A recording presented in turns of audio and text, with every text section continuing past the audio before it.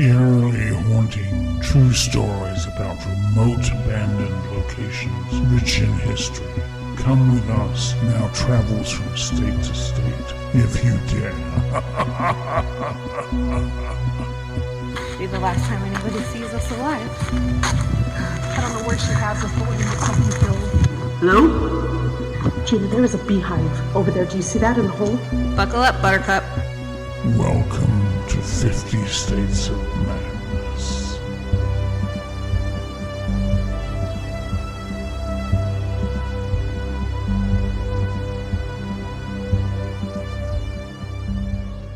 Welcome to 50 States of Madness. Welcome. Good evening. Good evening. How are you? I'm doing good. Good. We were just talking about the post that you did with one of my Shannonisms. Yeah. Which one? The most recent? The most recent one. Oh, okay. I was going to try to listen to it. I was at work and I had seen it. I said, oh, I wonder what this clip's about. And I didn't get a chance to actually hear it. Yeah. Because, I'm trying to be all on the down low at work. But It was, did you say download? on the down low? Oh, okay. You said the download. I was like, oh my God. I might have said, you know what? When we edit, we'll see what I said. I don't know. I thought I heard. But I was on the down low. Download. Yeah. I might have. Yeah. I posted, what was it that you said? Reconciliated. Reconciliated. Yeah. That they And reconciliated. Reconciled. Reconciled. Reconciliation? Is that a word? Yeah. Okay. That's maybe what I meant to say. Oh, probably. Who knows? Yeah. I don't know. So, so I told, Dan said that he's going to need a whole end of the year recap. So I said, I'll be working on that compilation very soon. Hang tight. Give me some time. Because there's a lot. And I'm going to try to say it. Compilation. Hold on. I have no clue. Okay. I'm not even going to try. Okay. It's compilation. You work on that. You want me to tell you? Okay, what is it? Compilation. Oh, there's no A. There's no E. Compilation. There's no E in there. What is it? Compilation. Compilation. It's a compilation of things. Yeah. Okay. And then I say it so many times that it starts to sound wrong when I say it. So it sounds very wrong when you say it, but that's okay. I'm going to believe you. It sounds really wrong when you say it. So I'm going to believe you. I'm just going to leave it at that, but okay. Well, last week when we were doing the Dean Corll episode, we realized, well, it's not that we realized, but there is so much to it. Yeah. And all the victims, and there's stories out there about the victims that we felt like we didn't spend enough time addressing it. Yeah. And I feel like that's pretty important. Yeah, I think we should spend some time, and kind of, tell what the families were going through during this time, because we did have a lot of questions last week when we were kind of why weren't they missing these boys? What was going on during this time? We had all these girls missing. What was happening? This was, it's such a small town, and to have so many kids just, be missing from this. I'm sure they went to the same schools, the same churches, the same, gatherings, and they're just all missing.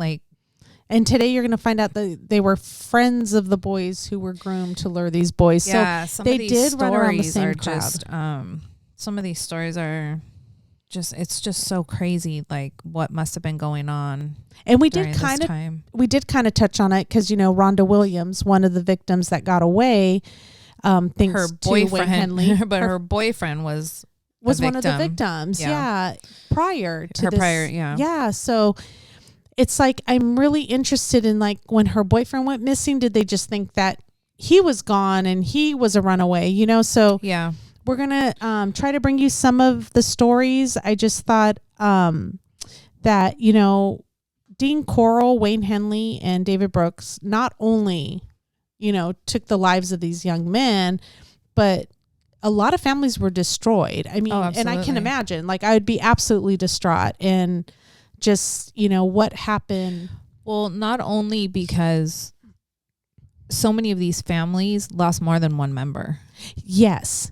Like to it's either just Dean Corll or just lost in another children, tragedy. in another tragedy. Like it's heartbreaking. So sad. Yeah. This whole thing is just such a heartbreaking story. So yeah, we just thought that, you know, it needed to be, they needed to be talked about. And it's really hard to listen to. It's hard to talk about. Yes, please, this is going to go into way more detail than last week's.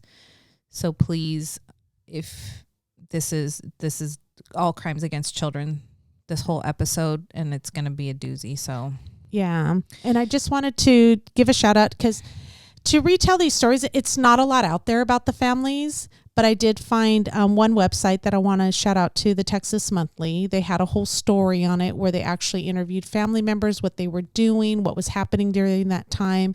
It was told in like a story format, you know, kind of going on like, you know, so I tried to get a lot of the information from there. I tried to keep out, you know, the, you know, kind of the fluff when it comes to stories, just try to give you the facts, but it's really hard to change certain facts if that's in what fact it is, what it happened. is. It's what happened. And these are really ugly facts. These are really just ugly things.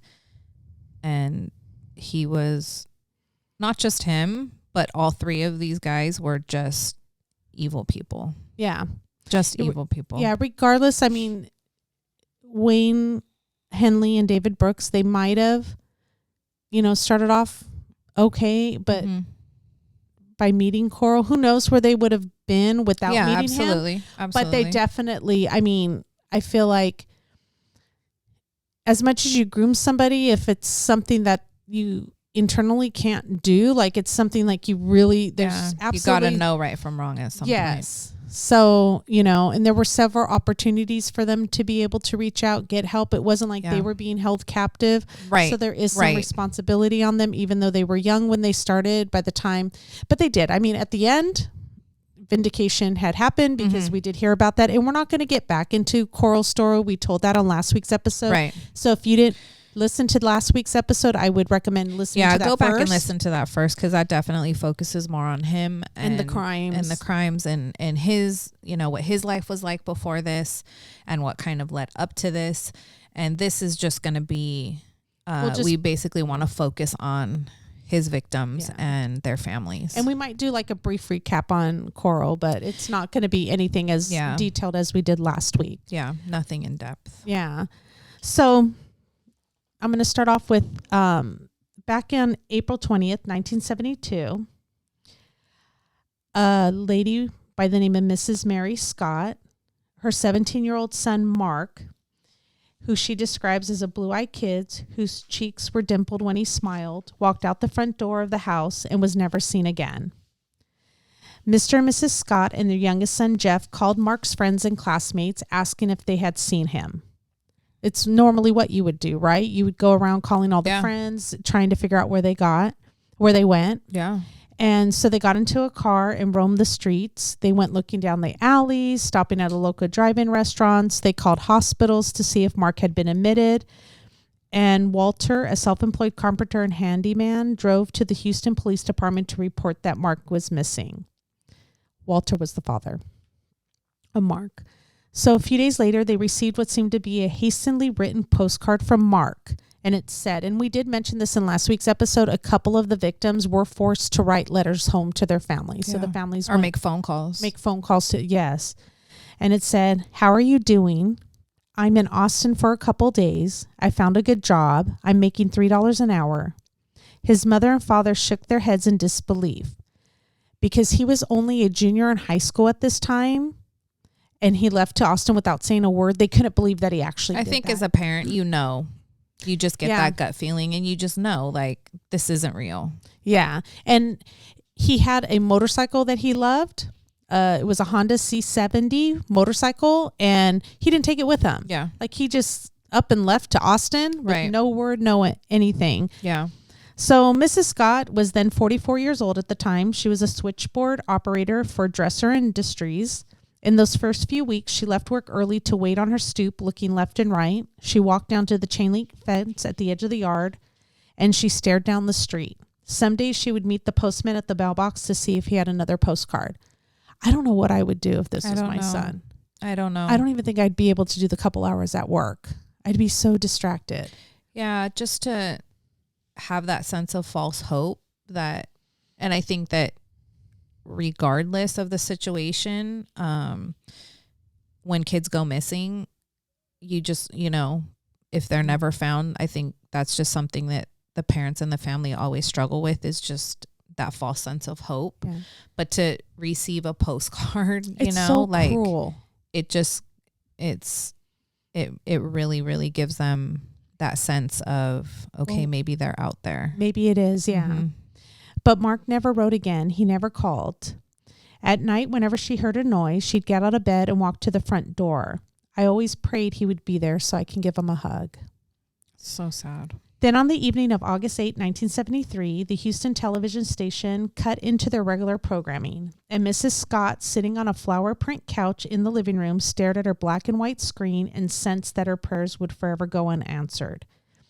Henley wouldn't identify the Lake Sam Rayburn victims, but he did say they were all from the Houston area. Then the grisly tale unfolded even further. Henley pointed the grim-faced policeman toward the community of High Island, about 60 miles east of Houston, near the Gulf Coast. Digging started here early this afternoon. Searchers are confronted with a toll of victims that seems to grow every hour, and they have no idea when it will stop growing. Phil Reynolds, Channel 8 News on the Move, near High Island on the Gulf Coast. According to the reporters, a 33-year-old man named Dean Corll had been shot to death at his home in Pasadena, a Houston suburb. The police had learned that Corll had been renting a metal storage shed located just off a narrow dead-end street about 9 miles southwest of downtown. Detectives were at the shed now, and they were digging up the bodies of teenage boys. And that's the shed that we visited. That we went to go. Yeah, well, on the property of on the it. property. And yeah. it was really hard to tell. I mean, there were boat sheds around, and there were different, but that one was not there. Yeah. However, right before Shannon and I went to Texas, there were current pictures of that boat shed. Yes, from like 2021. So I'm not real sure when it was destroyed, but I feel like it was, and I could be totally wrong. Yeah, I mean, it could have been one of those ones in the corner that you couldn't get on the property. I feel like it was but very distinctive, like the way that it was painted. And I feel like it was just removed. The property there looked like the property from the pictures. It had the same fence in front, but there just wasn't that boat shed. But there were boat sheds on another property. But I don't think... I think it was there up until very, very recently. Yeah, just like the home. Yeah. So... Yeah, maybe they just have started to like destroy all this stuff just recently. They just started... I don't know. I mean... Yeah, it's getting a lot of attention maybe because of the show, the Candyman, or what is The Clown and the Candyman. Mm-hmm. So maybe it was just to avoid looky-loos. Maybe, like us. Guilty, so they said the reporters were talking about Corll, who had been a resident of the Heights, where he had helped his mother run a small candy factory on West 22nd Street. And at this time, Mrs. Scott kind of had a feeling. Yeah. She thought, could Mark be one of those victims? By the next day, police officers were exhuming bodies from a wooded area near Sam Rayburn Reservoir outside Lufkin and on a beach at High Island east of Houston. And we talked about this in our last episode. Those were his 3 locations. Yeah, where they known locations. Yes. God knows how many there could have been. But. Yeah. Some of the bodies were covered with a layer of lime powder and shrouded in clear plastic, their faces looking up at the men and covering them. Others were nothing more than lumps of putrefied flesh. A few still had tape strapped across their mouths. Others had nylon rope wrapped around their necks or bullet holes in their heads. One boy was curled up in a fetal position. According to Henley and Brooks, Mark was one of their victims. He was lured by them to 925 Schuler Street, the then address of serial killer Dean Corll. The following morning, Scott was strangled to death by Henley and his body buried at High Island Beach in Galveston County, a location where 6 other victims of Corll were to be found buried in 1973. According to Brooks' confession, they were trying to tie Mark's hands when he grabbed a knife and stabbed at Corll, catching his shirt but barely breaking skin. Corll wrestled with Mark while Henley ran out of the room to get a pistol. He pointed the gun at Mark, who, says Brooks, just gave up. Corll and Henley then strangled him with the cord. So here you're hearing about, Henley's actually doing some of the killing. Yeah, and it's so sad to know that, that to hear the way that they would, try to defend themselves and fight back, and then to just give up it's so heartbreaking. Yeah, and Mark, and I just want to make sure, Mark was only 17 years old. Yeah. Yeah, they were young. His oldest victim was 20 years old. Yeah. So, and his youngest, I think, was 12 or 13. So it's, that regardless, they're young. Yeah. And regardless of your age, this is a horrific act that he's doing. Age doesn't matter. Yes. At this point, it's terrible no matter what your age is. But just to know that. So despite the admission to Scott having been buried at Highline Beach by both Brooks and Henley, Mark Scott's remains have never been found. Following Hurricane Ike in 2008, the section of the beach where Corll's known victims were buried remains submerged beneath sea level. Interesting. So I know recently too, not too long ago, not recently, probably about like 10 years ago, that they did find some bones and they tried to extract DNA to see if some of those bones matched Mark Scott's, and the family had a little bit of hope, but still they'd have. So technically, because some of these bodies a lot of these bodies weren't identified until like 2011, 2010, 2011. So that's when they were doing a lot of the identifications. But I didn't know that it was underwater, the area that he had buried them. And the article that we got a lot of this information from was written in April of 2011. Mm-hmm. So it is during the time that they were identifying the bodies and they were interviewing the parents. They were going out. The parents were sharing their stories. The families were sharing their stories. So yeah, man, it's so sad. So I'm going to talk about a little bit of the discovery of them. Within a week, the remains of 27 young males had been found. A couple of them as young as 13, one as old as 20. So like I said, so young. Yeah. The New York Times quickly labeled the killings the largest multiple murder case in the United States history. And I found this very interesting. The term serial killer wasn't even around then. I know. I was like, it wasn't even a thing. Wasn't even a thing yet. And even after some other murders that there was no term for these multiple killings by one person. Nope. It wasn't even a term that was, what did they say? Coined, yeah. Back then. Yeah. Yeah. So surpassing the 13 women choked to death by the Boston Strangler in the early 60s, the 16 people shot by Charles Whitman in 1966 from the Tower University of Texas, and the 25 internment workers killed by Juan Corona in California just 2 years earlier. So all these murders were happening. Yeah. There was no serial killer term. Nothing. Nope. Yeah. So soon reporters began flying to Houston from every corner of the United States. It wasn't just the number of murders that caught everyone's attention. Of the victims, the medical examiner's office was able to identify at least 20 of them had been residents of either the Heights or an adjoining neighborhood. So they were all literally, and the Heights is where he was from. That's where he was. That's what they where called he it. lived. Yeah, the Heights. That was their neighborhood. And we did that in the map on the last one, where we kind of did the little red dots of kind of the location of some of the boys and stuff, where they were from. Yeah. Their and they were all so close. Yeah. Or they were Houston boys that had been somewhere in the Heights right before they disappeared. So all of the Heights victims had gone missing between December 13th, 1970 and July 25th, 1973. And 11 of them had attended the same junior high school. My jaw dropped. Mind blown. Because the kids were kind of similar in age. I mean, close in age, 13 to 20. So that's a 7-year span. I have these kids at my junior high for 3 years. Mm-hmm. Some of them at 13, you had just gotten out of junior high. Yep. And some of them in within only a 2.5 year span. Yep.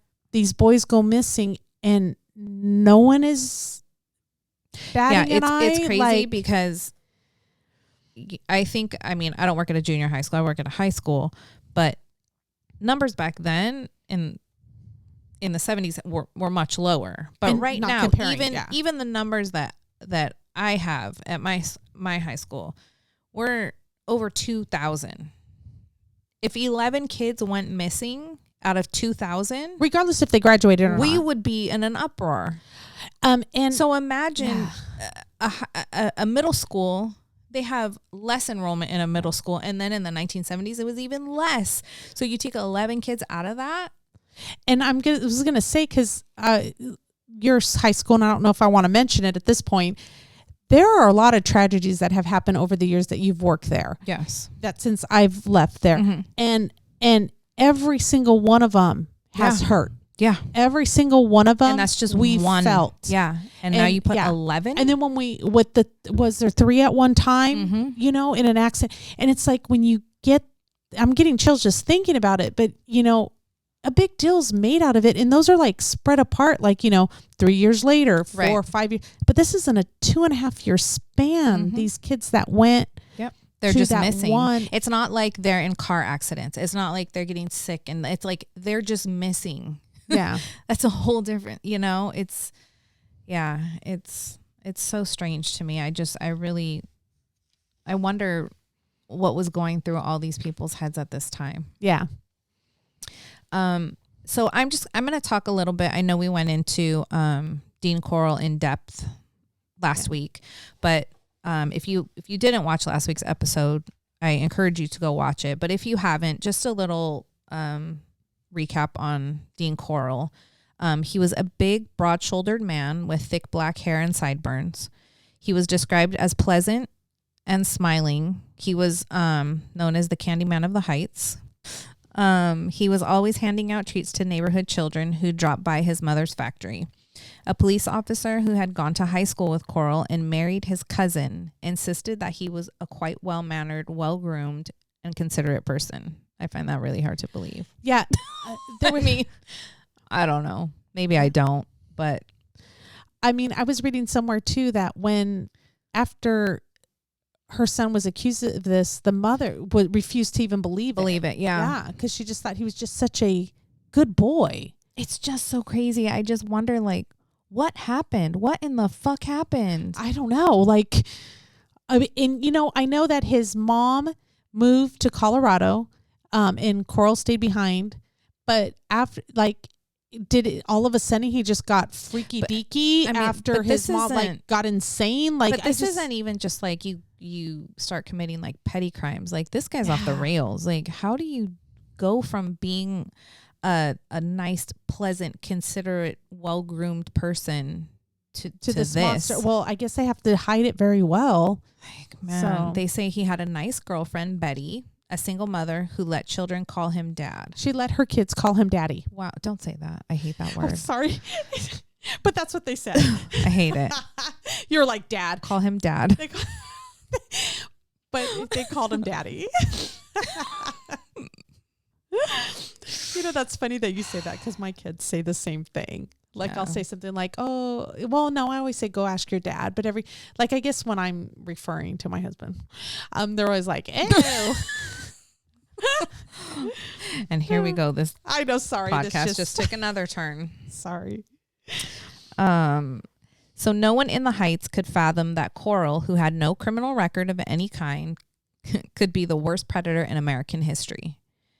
As one man put it, he didn't have no temper. That's how the guy put it. Okay, Yeah. that was actually in quotes and taken from, but I was like, should I change that? No, the guy said he didn't have no temper.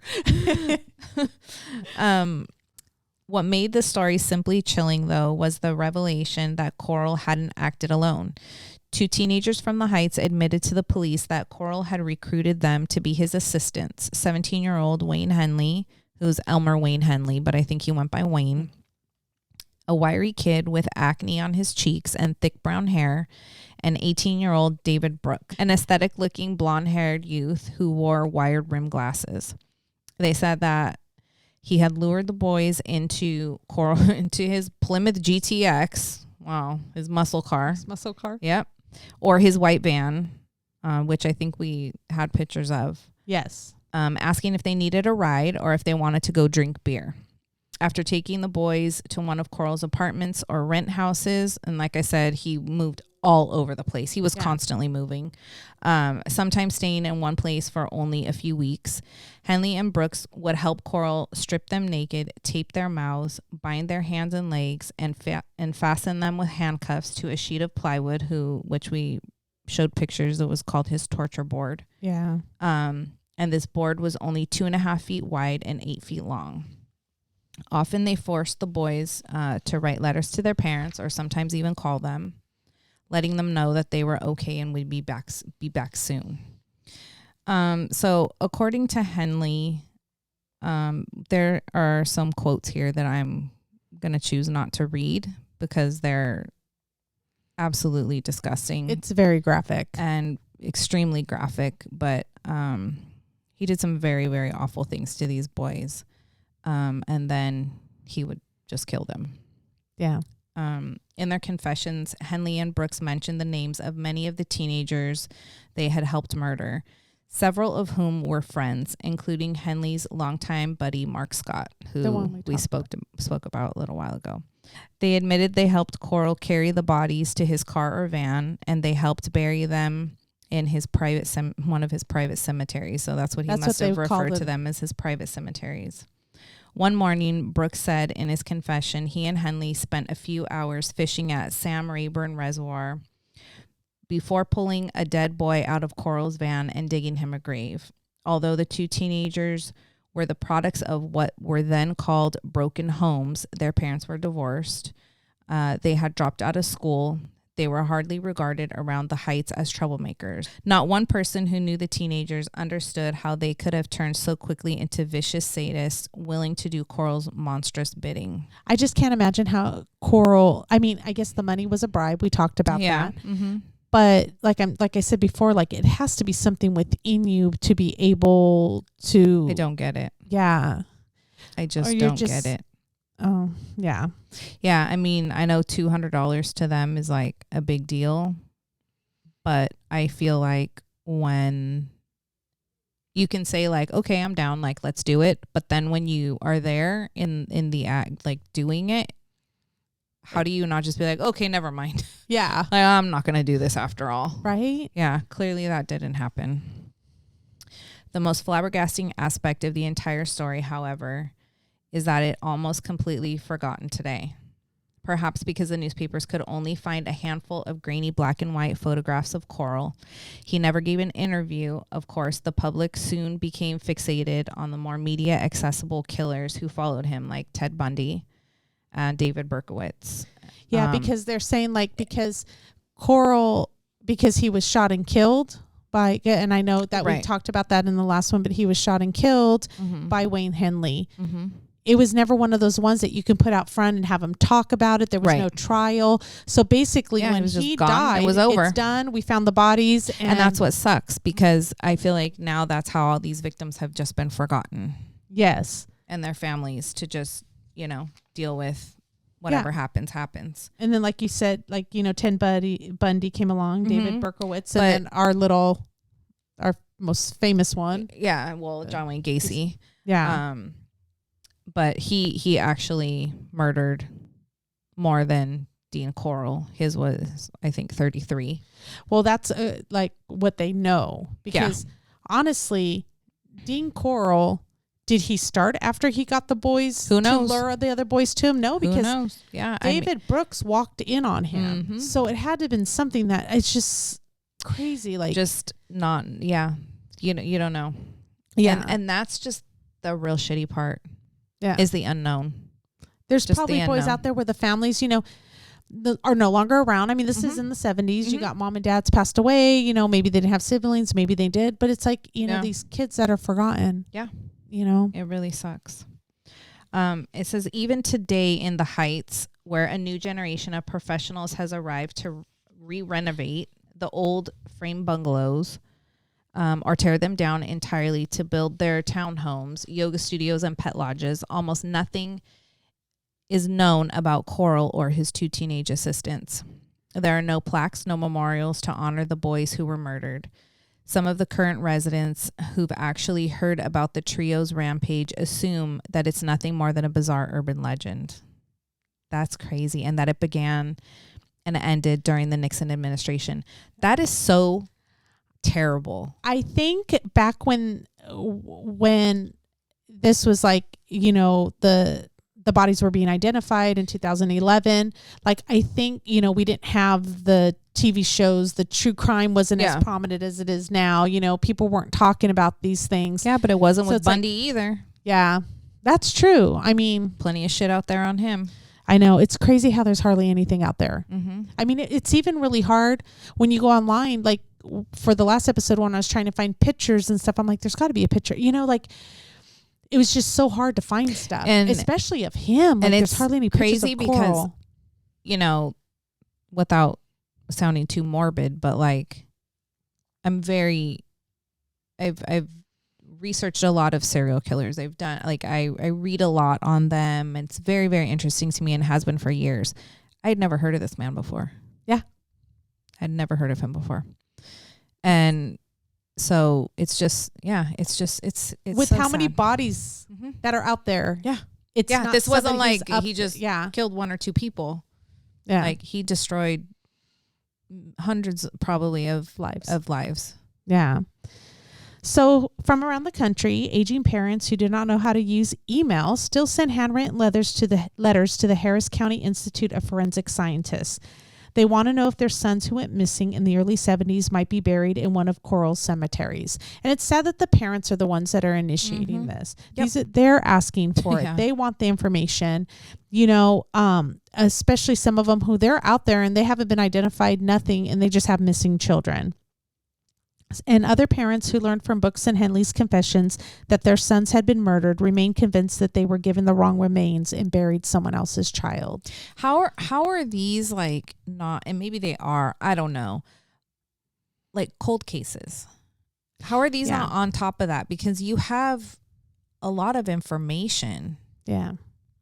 And it's funny, you know, now that I'm trying to wrap my brain around this, but it is true. When we were talking about it last week, how the inmates went and they dug up all these bodies in this shed, and there's all these bones, and they're going off a map that was drawn, you know, kind of where the bones, so they're kind of like trusting, like, okay, that's the kid that Henley said it's buried there, this and that. And yeah, maybe some of them were recognizable, some of them fingerprints, whatever, however they did it back then. But in the 70s, we know that they didn't have DNA. Right.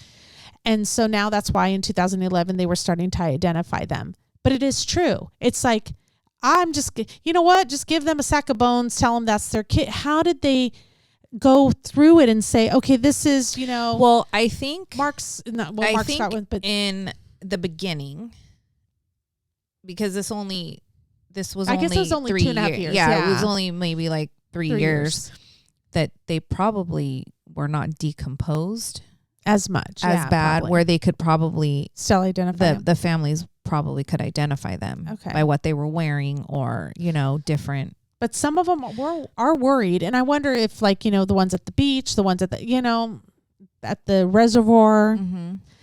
So one of those parents is Mrs. Scott, the one whose son is Mark Scott. She is not sure. She does not know what happened to Mark's body. She says, I've always wanted to know if he was in his proper resting place. So,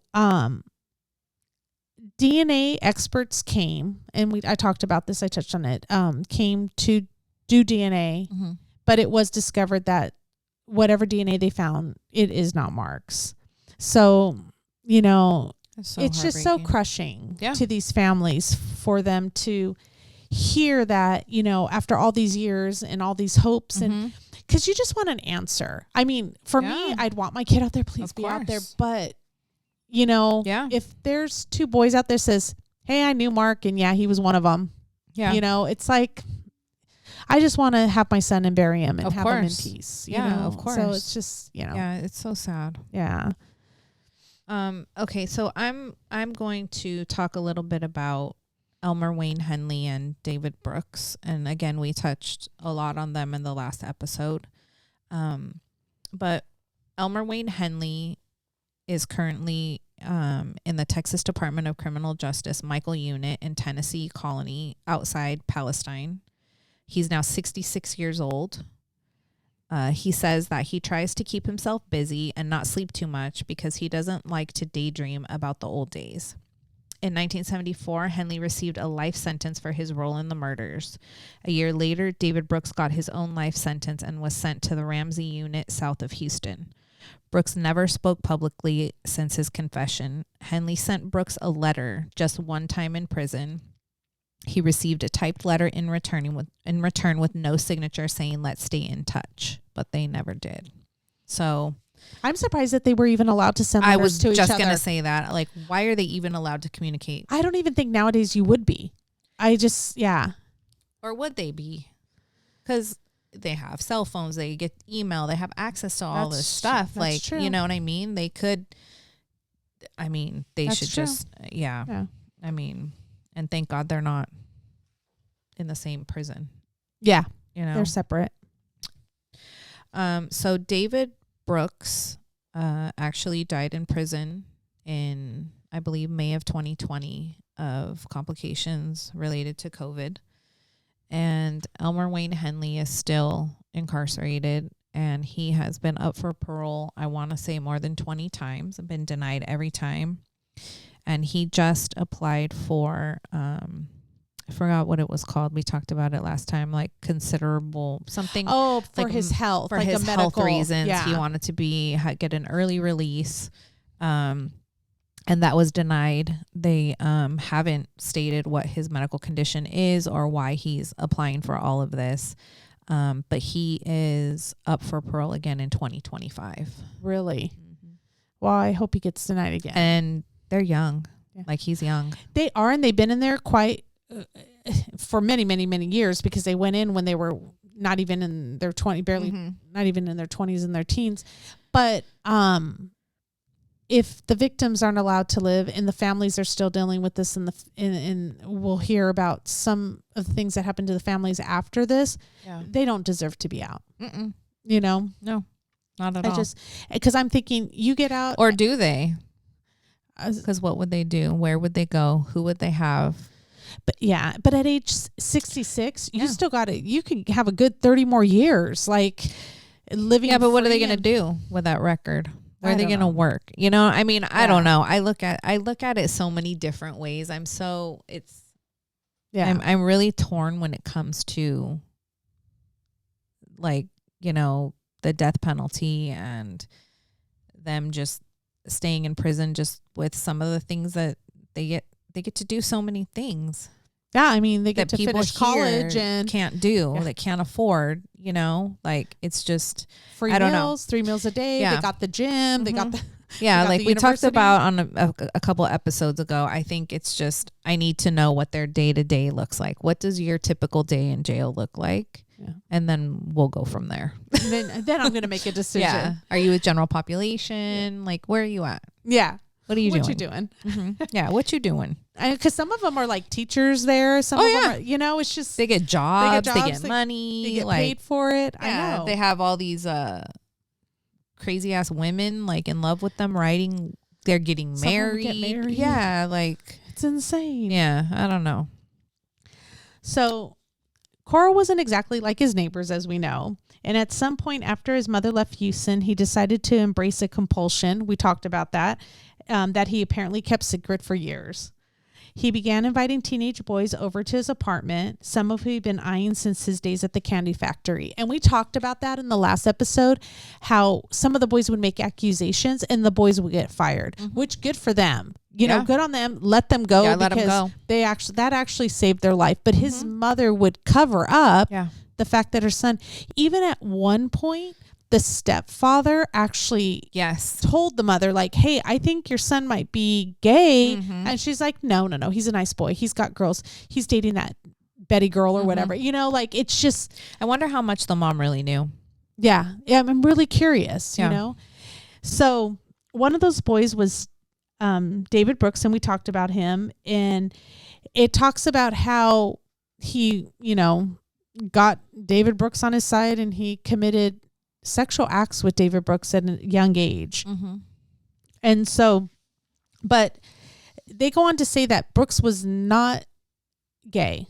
you know, and I don't Right. think any of these boys that he targeted were probably necessarily gay, because I know that they tried to say, oh, there's a huge gay community. Like there was, you know, but I don't think these boys that were being victimized Right. were even the older ones. Like Yeah. some of them were married. Some of them had girlfriends. Yeah. So Brooks did have a girlfriend who lived in the Heights, but because he became such a father figure to him, then, you know, he just Right. kind of went along with what he said, what he wanted him to do. So when Brooks was 15 years old, we talked about this, how he walked in to the apartment. He had known Corll for a little while, and he had about 2-3 years. He had walked into Corll's apartment, and Corll had 2 naked boys tied to his bed, and he was, you know, raping them. Mm-hmm. It's hard, do I say that word? He was. Yeah, no, it's terrible. And so according to Brooks, Corll jumped up and said, "What are you doing here?" And so Brooks turned around and left. But Corll's story was to Brooks that he was part of a gay pornography ring, and that he had been paid to send those boys out to California to pose for photos. So, but eventually Corll did turn around and tell him the truth. And he said that he did kill the boys, and he Right. put them in the storage shed. And those 2 boys were Jimmy Glass and Danny Yates. They were best friends who lived in the Spring Branch area of Houston. Both were only 14 years old, and they had come to the Heights on Sunday night, December 13th, with Jimmy's father and older brother Willie to attend an anti-drug youth rally and worship service at a church called the Evangelistic Temple. Jimmy and Danny sat toward the front. During the middle of the service, someone recounted that they had gotten up, walked down the aisle, and that was the last they have ever seen of him. That they basically disappeared So into he's thin just air. chilling at a church? I don't know where he was at. I don't know if they got up to go to the restroom and he was outside, or if they walked outside and he Yeah. was down there. But he just went missing. So Jimmy was the son of a mining engineer. He was described as a handsome teenager who wore trendy, loud-patterned shirts with wide lapels, leather necklaces dotted with beads, and a leather jacket with fringe that hung off the sleeves. So cute. It's so 70s. I know. It reminds me of the Brady Bunch. Yeah. Oh, totally Greg Brady. Yeah, Greg Brady, right? He brushed his thick brown hair slightly over one eyebrow, which drove the girls wild. Danny, the son of a union electrician, was equally good looking with curly brown hair and blue eyes and peach fuzz on his face. His girlfriend at the time, Betty McCool Johnson, is now 55 years old. She lives in a small town in Mississippi where she is married and has a teenage son of her own, but she still keeps 2 photos of Danny in her jewelry box. I love that. I know. She says he was her first love. I love that. Yeah. To this day, no one knows how Corll met the boys and persuaded them to ride away with him. Danny's older sister, Cindy, says Danny and Jimmy had once talked about a man whose description she later realized matched Corll's, giving them a ride to a movie theater and stopping by to buy them beer. What is known is that the police barely investigated the boys' disappearance. In that era, all the missing person reports for juveniles throughout Houston were divided among various officers in the juvenile division. So this is where I'm going to say it probably got lost, because you get a report that a boy's missing. I work down the hall. I'm getting a report that a boy's missing. We're not communicating with one another and the locations of these missing boys. It's not like, you know, CSI crime investigation where we got the wall going on and we said, this boy's missing from here, and start putting the pieces together. They're not. No. And so there's no connection between any of these made at all. Yeah. Back in the time. The officer who received the report on Jimmy labeled him a runaway after learning he had previously left home and stayed with friends because he had been having arguments with his father about such issues as his length of hair.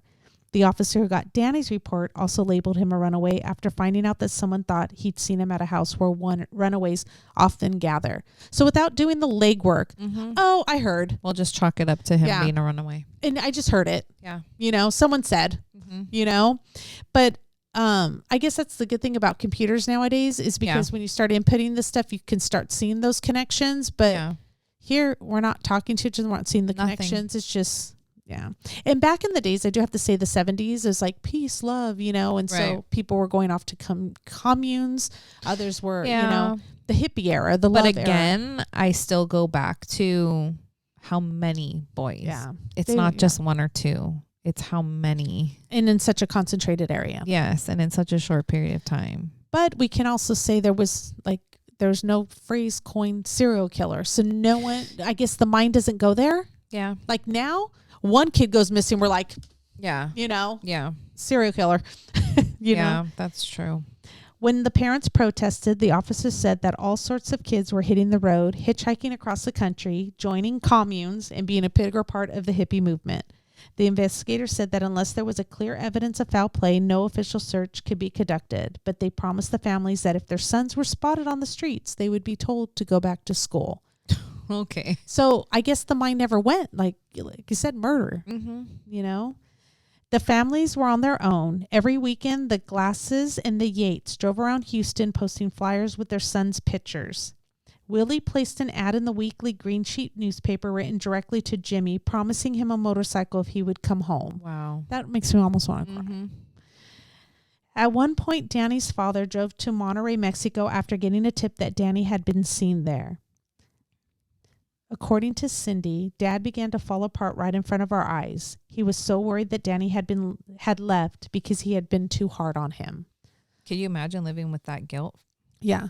The dad's just thinking it's me. And I feel like so many, like, I don't know. I feel like after something like this, like you don't ever recover from something like this. Oh no. And it's 6 months after I'm going to go exactly on that point, because 6 months after Danny's Yates funeral, his parents moved to another part of Houston, hoping that a fresh start would ease their suffering, but it didn't. Not long after that, they ended up getting divorced. So Yeah, it I just mean, takes a there's toll a on your family. whole entire life. yeah. Everything suffers from it. So after the murders of Danny and Jimmy, Corll moved to the Place 1 apartments on Magnum Road, 5 miles northwest of the Heights. And on January 30th, 1971, he struck again. But this time he had a helper. He and Brooks drove into the Heights and saw two boys, 15-year-old Donald Waldrop and 13-year-old Jerry, who was his brother. They were on their way to a bowling alley. They ended up at Corll's new apartment. There, Brooks said in his confession he watched as Corll strangled them. So I just think, like, as a parent, like, oh, okay, we're just going to go bowling. You always feel safe. Like, And they're gone. Yeah. And I always think, like, this is me, even with my own kids in the 2000s, go together. Yeah. Stay together. That mentality that nothing's And then going to you lose them happen to both. you Mm-hmm. because there's two of you. Yeah. Yeah. And then they both go. Although the Waldrop's home was only a half a mile from the church where Jimmy and Danny disappeared, the police did not investigate. Like, here we go talking about, like, it's right there. Yeah. Right there. The Waldrop brothers' father, Everett, a burly divorced construction worker, later told the Houston Chronicle that he filled out missing persons reports at the police department and then camped on the police department door for 8 months. I was there about as much as the chief was, but all they said was, "Why are you here? Your boys are runaways." This, I don't know. This is infuriating. It is. The murders would have stopped right then, of course, if Brooks had simply gone to the police, but the teenager did not have the inner strength to turn in his father figure. Not sure what else to do, Brooks dropped out of Waldrop High School, where he was a freshman, and began spending more time with Corll. As a reward for his loyalty, here we go, Corll gave him a green Corvette as his 16th birthday present. Dean had David exactly where he wanted him. So on March 9th, Corll and Brooks spied 15-year-old Randall Harvey, who was riding his bike to work at a gas station. Brooks, who knew Harvey well, was probably the one who persuaded the teenager to throw his bike into the back of Corll's vehicle and ride with them. Corll took Harvey to his apartment. He raped him, tortured him, and shot him in the head. Then he and Brooks took Harvey's body to the storage shed. 2.5 months later, they went after two boys on the north side of the Heights who were walking to the neighborhood swimming pool. Two boys together. Yep. One was 16-year-old Mally Winkle, who years earlier had worked at the Corll's candy factory with his mother. So his mother had a job at the candy factory. He knows these kids. The other was 14-year-old David Hilgeist, who had gone to the candy factory one day as a boy and spent so much time there that his mother had shown up and made him come home. They were strangled at Corll's apartment and buried in the storage shed as well. When the officers in the juvenile division heard that Mally had made a quick phone call to his mother, Selma, the night he and David disappeared, telling her he was at the beach town of Freeport swimming with friends, they assumed the boys were runaways and that the matter was resolved. But David's parents, Fred and Dorothy, refused to believe that their son had taken off without telling them. The family was preparing to leave the next day for a hill country vacation. David had already packed his clothes and had $20 sitting on the dresser to spend during his trip. Dorothy, a soft-spoken homemaker, and Fred, who worked for the city striping streets, got the Ford Galaxy and raced to Freeport, checking the beaches and showing David's photo to everyone they met. After they returned to Houston, the Hilgeists and Mrs. Winkle, who lived directly behind them, printed 500 posters offering a $1,000 reward for information regarding David and Mally's whereabouts. The Hilgeists then borrowed money from a credit union to hire a private investigator who told them that the boys might have been abducted by a man called Chicken Joe, who reportedly provided male prostitutes to homosexual clients. One night, Dorothy and Fred had a couple of their kids drove over to the city Montrose area and sat outside a gay bar called the Silver Dollar Saloon, watching the door, hoping to see David being taken in or out. I just want to know what happened to this Chicken Joe. Chicken Joe. Like, if he's doing this and providing young boys to these men, like, then where's he at? Where's our story on Chicken Joe? Chicken Joe, yeah. I know.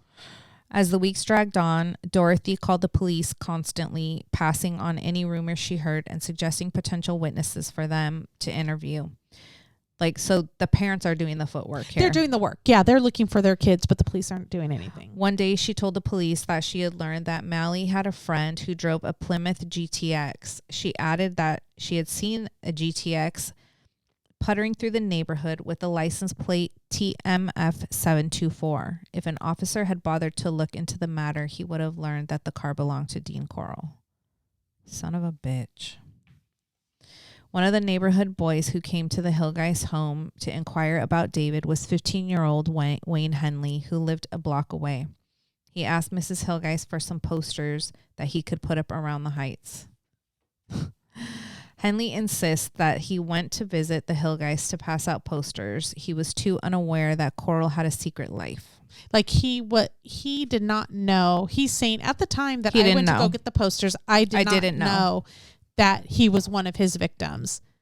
Because at the time, Henley wasn't helping. It was just Brooks and Corll at the time. So Henley, but had they already approached Henley? I mean, about doing this? Because he didn't agree right away. Yeah, he didn't agree right away. But you kind of think in your head, like, he knew. He kind of knew. He knew. He could put two and two together. Yeah. He says Corll slowly lured him in his orbit by first telling him that if he ever had anything to sell or make some money to help out his mother, even if it was stolen, Corll could unload it. Then Corll told Henley the same story he had once used on Brooks about belonging to an organization that sold boys into homosexual porn ring in California. Corll promised Henley $200 for every boy he brought him. So sounds like shortly after that, that's when he made the proposition. Yeah. Corll had made an excellent choice for his second accomplice. Henley seemed to be thrilled by the idea of being a part of this mysterious crime ring, something that went far beyond his routine life in the Heights. Driving around with Corll one afternoon, he saw a teenager with long hair, asked him if he wanted to smoke some pot, and soon had him in the car and at Corll's apartment. Henley then left. The next day, Corll paid him $200. A day or so later, I found out that Dean had killed the boy. Just like Brooks, Henley didn't go to the police, even when Corll told him that he had abducted his childhood friend, David Hilgeist.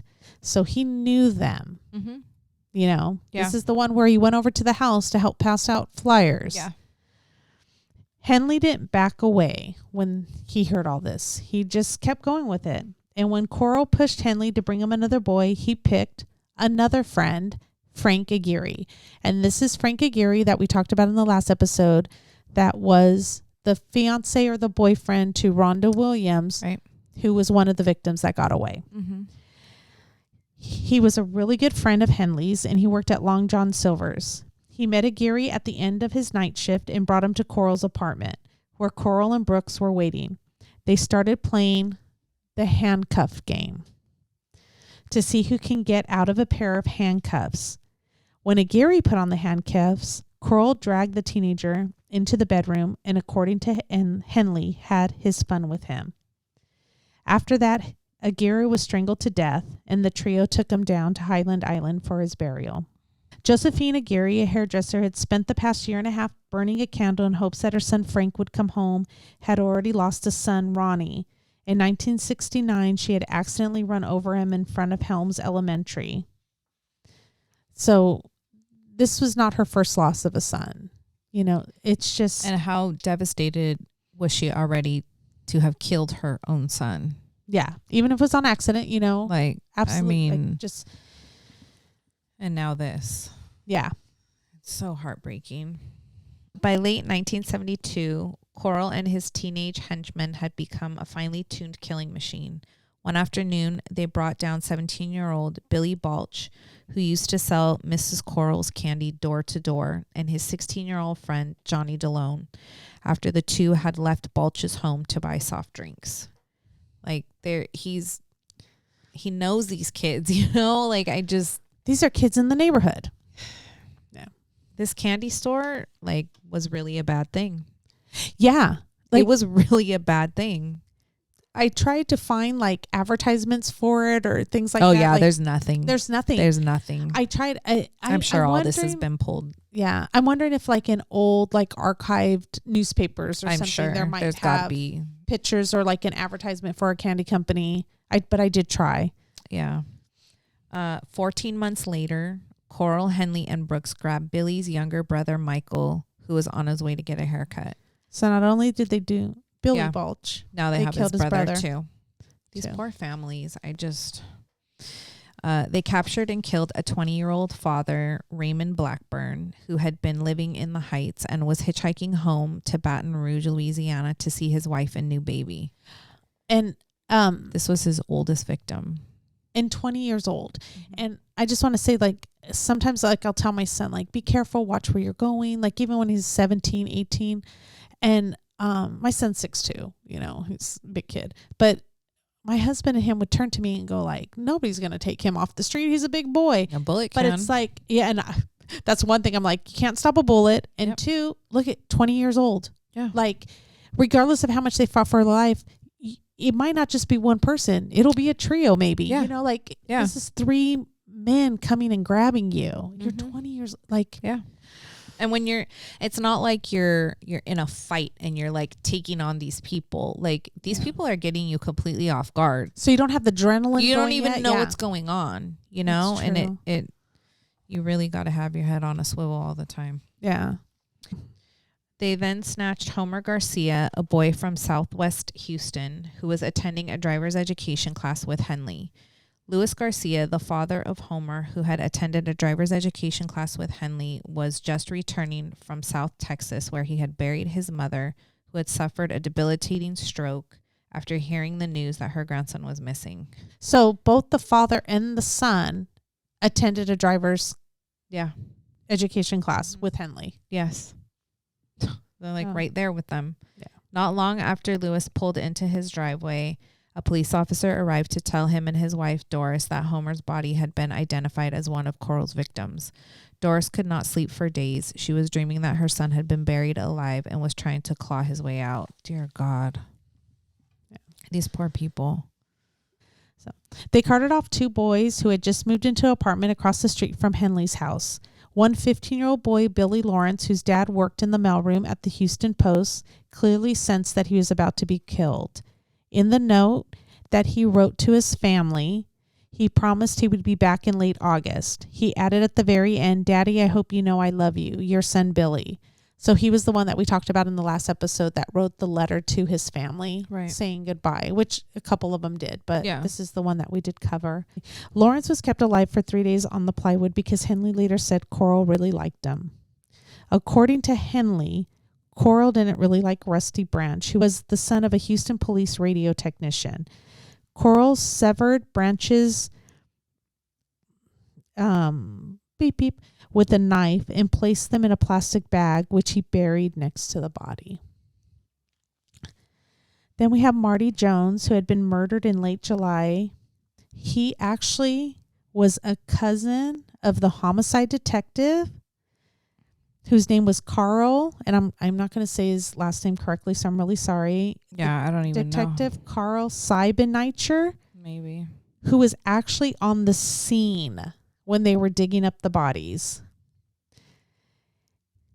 This detective was so devastated by the murder of his cousin and by being there and seeing the boys that he ended up committing suicide in 1977. And I'm curious, even those who weren't related to him, how much they were affected by the murders. And it's just, again, goes to show how these families were just, he just didn't take the lives of these kids. This is another victim. This should be counted as another victim. Absolutely.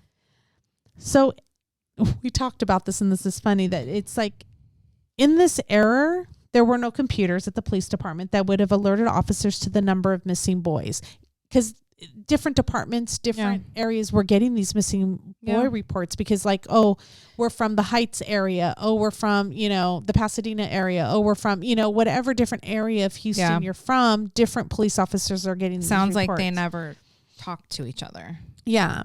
There weren't any Amber Alerts at the time like we get on our phones and we go searching for them.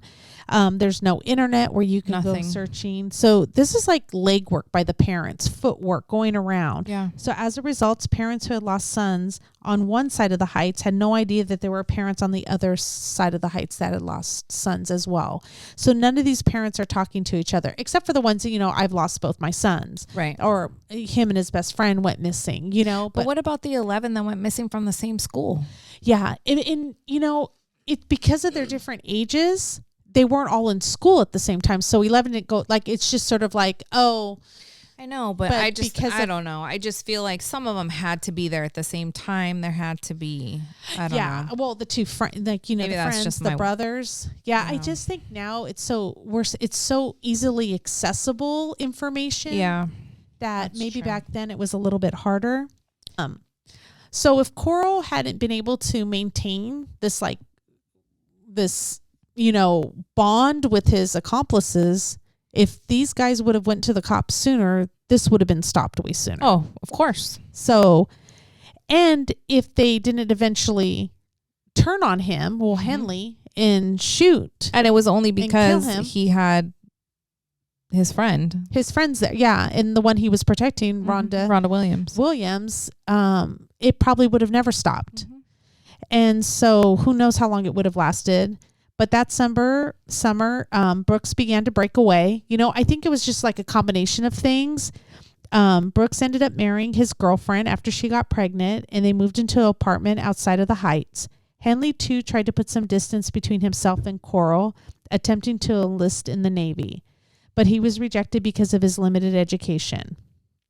So Henley was actually really hesitant, too, of turning. I think Henley's only way out he saw was killing Corll. Right. Because he says that he couldn't leave because he was afraid he would go after one of his little brothers. Yeah. How sad. Who he knew that Corll always liked so much.